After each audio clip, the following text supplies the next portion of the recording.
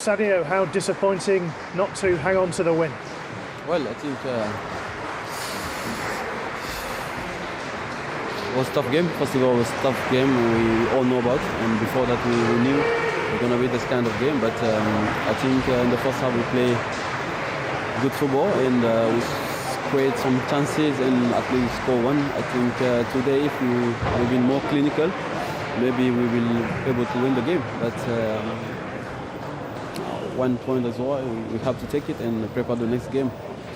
One goal is never enough against Leeds, is it? They keep coming at you. Well, you can see they run a lot, they have high energy in the second half, they want to score as well, and of course they also create some chances. At the end of the day, they score the goal. I think they deserve the goal, so well, I think we have to do better to get 3 points against Leeds, especially to score more than one.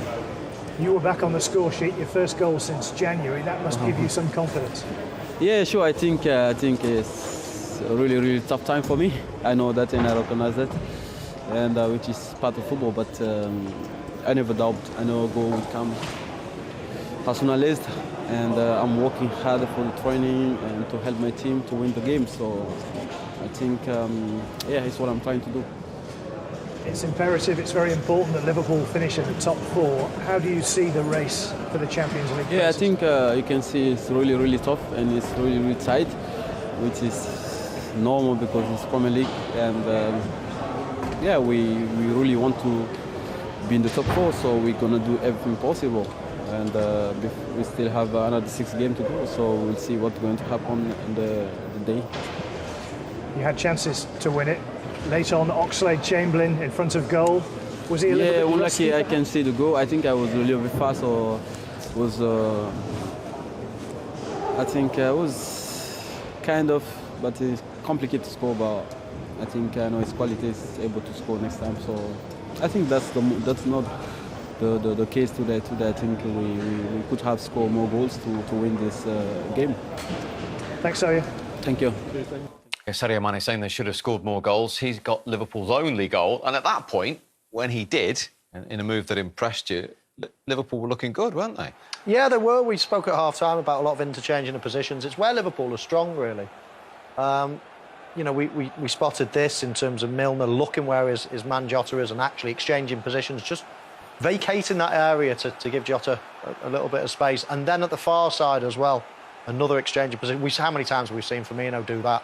Just drags out his man, and then either Trent, sometimes it's Salah when he plays out there, and they make it look easy. You know, Trent kills the ball for Mane, and then it's all about taking weight off the pass. This is a great ball by Jota, spots the run, and then, as I say, just taking weight off the ball to make sure it can't go high, and you've done half the damage then. And you noticed, Eddie, that at this point, those runners, they were causing issues for Leeds. Yeah, they were. They're really stretching Leeds' backline, and with the man-to-man marking that Leeds do, that was potentially a big problem for them. I felt second half it didn't happen as much as it did in the first. Maybe why Liverpool struggled in that second period. Leeds certainly came on strong. You always felt, Tim, they needed the second goal. They had chances at 1-0 to put it to bed. Yeah, they had loads of chances. I think Alisson kept Liverpool in it. You know, it was fantastic. Point-blank saves he was making. Some poor misses from the Leeds players. But they just kept going. They never sulk, you know. They just keep pushing on. The manager demands that. You know, we're talking about this is a team coming up from the Championship. Normally we see these teams put bodies behind the ball, try and hold on against the top teams.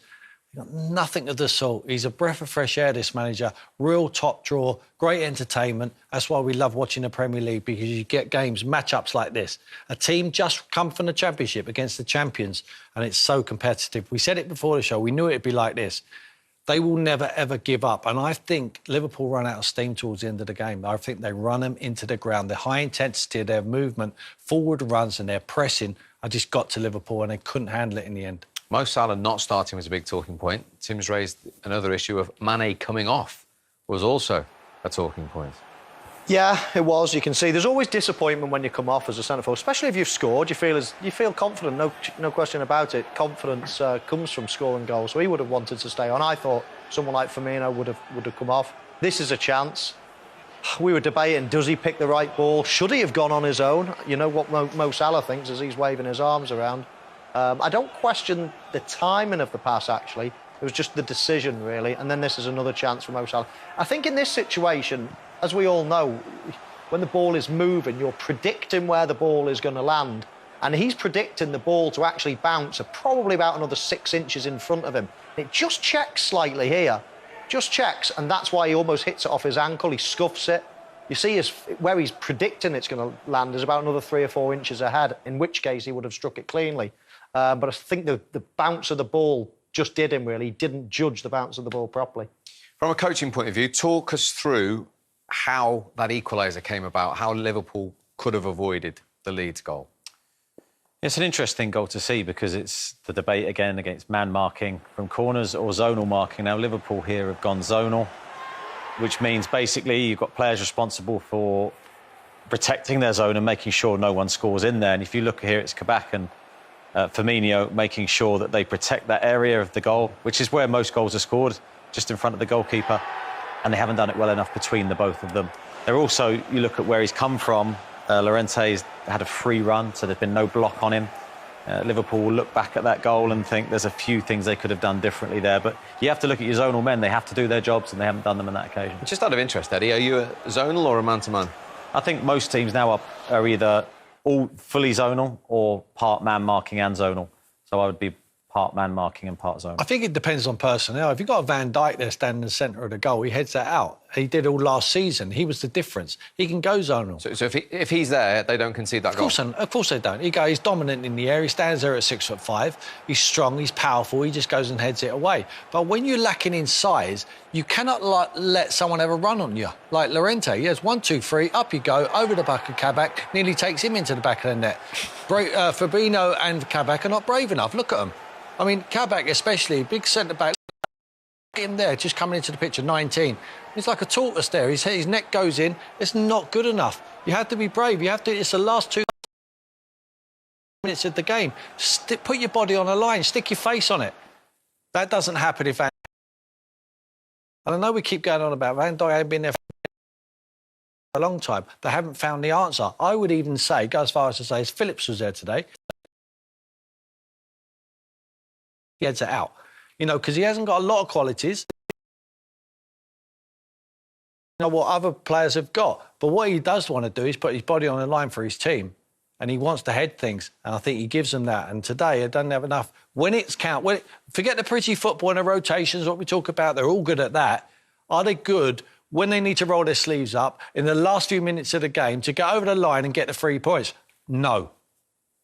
The team are quite small, aren't they? They have been for a long, long time. I'm surprised, actually, that they haven't conceded more off set pieces. I just wonder, when you haven't got a dominant player in the air like a Van Dijk, whether your goalkeeper can take more of a prominent role. That ball lands confident without just in the someone like Van 6-yard Dijk box. there? Is the goalkeeper less confident when Van Dijk's not there? It's possibly his job. What I think is possibly his job to actually instill confidence in the rest of them and think, you know what, anything in this 6-yard box, I'll come and deal with it. Because if it's outside the 6-yard box, it normally takes 2 headers to score. You know, but anything inside the 6-yard box that it can be a direct header, we haven't got the big man there. Look around that team. It's probably the smallest team in the Premier League. Yeah. I just think maybe your goalkeeper can take a risk. Looking at his reaction afterwards, Michael, I think you're absolutely right. I think he realises he could have done more for his side. He's headed it 5 yards out. I know it's a flat ball. It's not one what's hanging in the air where he can just come and get. He's probably not going to be able to catch it, Eddie, but what he can do is get a fist on it. He can come over. It's as good as a header. And his reaction after, for me, looked like he knew he let his side down there and he could have done a lot more. Are you asking your goalkeeper to come and get this, Eddie? Possibly. I think because of the in-swinging nature of the ball, it's one he's going to have to make a decision very early. Usually, when there's a header inside the 6-yard box, you are looking at your goalkeeper. That's just on the line and it's come from away from the line to the line. It's a tough one because it's quite a whipped-in delivery. I think it's probably a 50-50 call. So that was 1-1. Having said that, I mean, Sadio Mane used the word clinical. Big chance for Oxlade-Chamberlain? Yeah, chance. It was a good chance. You're hoping for a little deflection or something, aren't you? I mean, his touch wasn't great. Not easy coming when it's bounced and the ball was behind him as well. So I actually think he does all right to get the ball in front of him and into a position where he can take his shot. And then it's all about his stretch. And I think he's really wanting a deflection on this ball. I mean, you guys... I think he runs too quick. I think when they break, he breaks too quick. He doesn't assess the situation. He gets almost beyond it. He has to slow himself up. Then he can't get the touch out of his feet. He has to assess the situation. Don't get there too early. He's got the pace to be able to spring onto it. I think he runs beyond it. Look, if you watch him here, he gets excited. When the ball breaks, now, the eyes light up, he sees the opportunity, and he's got to assess it. He's got his head down. He's running too quick. Now he has to stop himself, and he can't get control of the ball.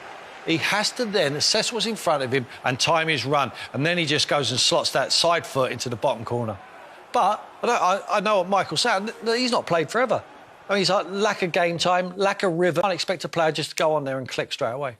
Yeah, he actually does really well to get a shot off in the end. The ball, he's slowing down quickly. The ball's on his back foot. He managed to somehow muscle it in front of him to actually get the shot off. But Tim's dead right.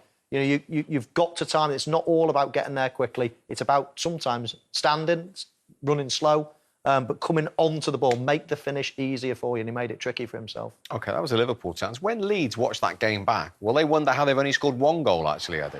Yeah, then a number of opportunities. As I say, you could sense it coming. I mean, this is first half. Liverpool played themselves into trouble, and we spoke at half-time about if that was on the other side, if it was on Bamford's left foot, you fancy him to score because it's coming from his to his right foot. Has he got the confidence to use his right foot? He doesn't, and then the chance is gone. And this is a chance for Harrison here. And Leeds played very well second half. Moments like this, they had a lot of ball in Liverpool's half. I think he probably needs height with that one. Probably looking to go high, either near post or far post. Alisson does very well to get the block in.